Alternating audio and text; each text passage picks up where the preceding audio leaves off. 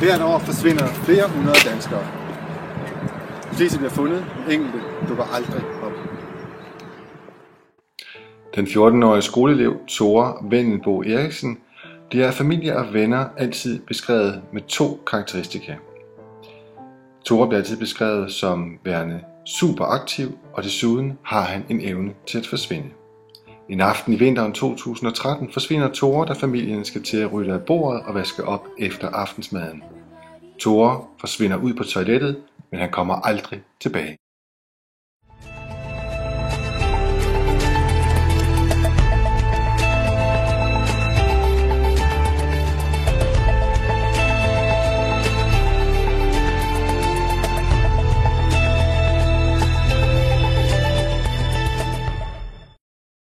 Jeg synes, det er rigtig trist, at Tore er forsvundet. Men jeg ved ikke, hvor han er henne. Jeg ved ikke, hvor Tore er henne, men jeg tror, forklaringen på, at han er stukket af, er fordi, at han hader at vaske op. Men hvis han kommer tilbage, så lover jeg ham, at alle de ferier, vi er på, så tager jeg opvasken for ham. Familien bor i Egtved i Østjylland. Tore er vokset op i en familie sammen med sine 2 søskende, Eskil og Valdemar.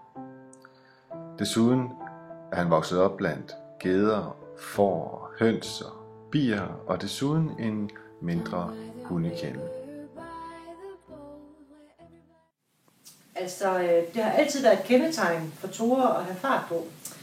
Når jeg som jordmor her læser i hans fødejournal, så kan jeg jo se, at sådan erfarent og veltrænet personale, det er også kommet bag på dem, hvor hurtigt han egentlig kom ud. Så det undrer mig egentlig ikke, at han er forsvundet. Jeg tror, Tore han har følt sig overset af familien. De havde så meget husligt arbejde, som dyrene og den enorme have. Så jeg tror faktisk, han har flyttet hjemmefra. فقد قررت بعد الاطلاع على الدستور 1. إعلان حالة الطوارئ في نطاق محافظات بورسعيد والسويس والإسماعيلية لمدة 30 يوما اعتبارا من بعد منتصف هذه الليلة. Tore har altid været en meget aktiv dreng. Han har gået til fodbold, til gymnastik, til spring. Han træner også nogle drenge i fodbold. Han har gået billedskole, musikskole, badminton. Han har været mælkelovssamler. Jeg tror faktisk, det er nemmere at sige, hvad han ikke har gået til. Og det er vist synkronsvømning. Men så vidt vi orienterer os, så spiller han stadigvæk fodbold. Og i øjeblikket kan man jo åbenbart aflevere sit jern og støtte fodbolden i Egtved. Vi byder videre. Det var vores håb at finde Tore her i Egtved. Han er en meget aktiv dreng.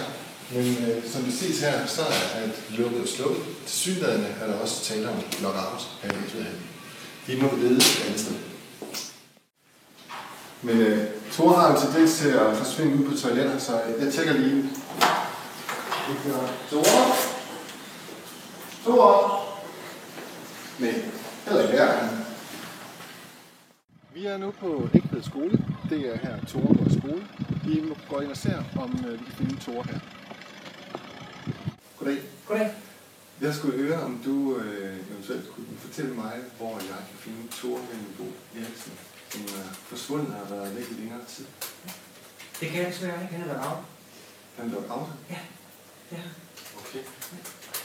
Det kan jeg desværre ikke hjælpe med. Jamen, så må vi jo blive jagtet et helt andet sted. Det må jeg. Ja. Jamen, tak for det. Det var så vidt. Desværre var heldet ikke med os her på Egtved skole. Tore er lockoutet, og det bedste sted, hvor man måske kan finde lockoutede elever i øjeblikket, eller lockoutede lærere for den sags skyld, det må være København. Så vi tager afsted.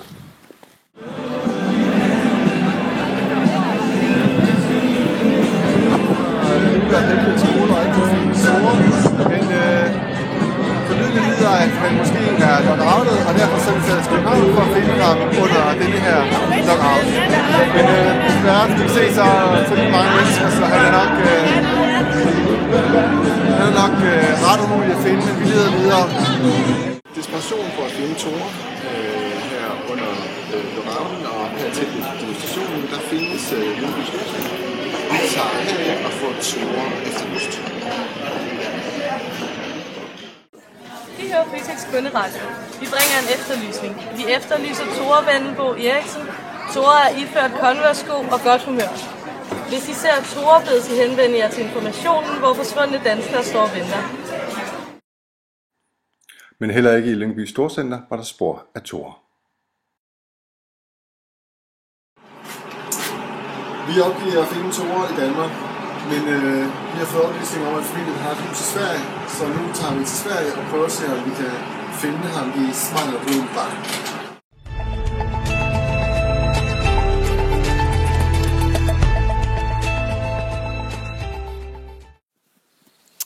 Vi er nu ankommet her til Värmland på Slättheden, hvor Tore og Tores familie har et hus sammen med nogle af deres venner.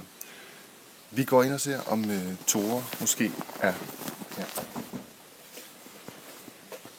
Jeg får nu at vide, at Tore har en tendens til at gemme sig på et toilet her i huset. Tore?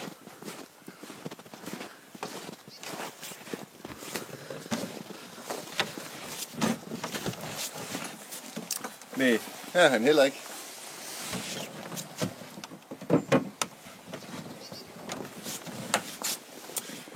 Jeg tror, vi bliver nødt til at tage lidt rundt i området og se, om vi kan finde ham andre steder, men her på Slättheden, der er han i hvert fald ikke. Jeg er nu på vej op til toppen af bjerget her i Sunde, for ligesom at få et overblik over, hvor Tore eventuelt kunne gemme sig eller være forsvundet hen. Så på toppen håber jeg at finde nogle mennesker, som måske kan give nogle informationer, som kan lede os frem til, hvor Tore er.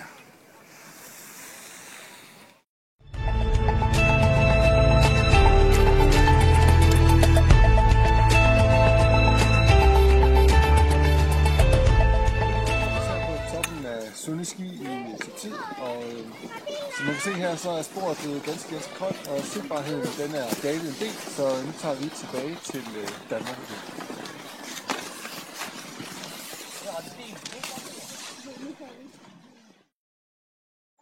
Hermed blev alle spor kolde. Det er stadig et mysterium, hvor Tore forsvandt hen, men vi håber dog, at han trods alt dukker op til sin konfirmation.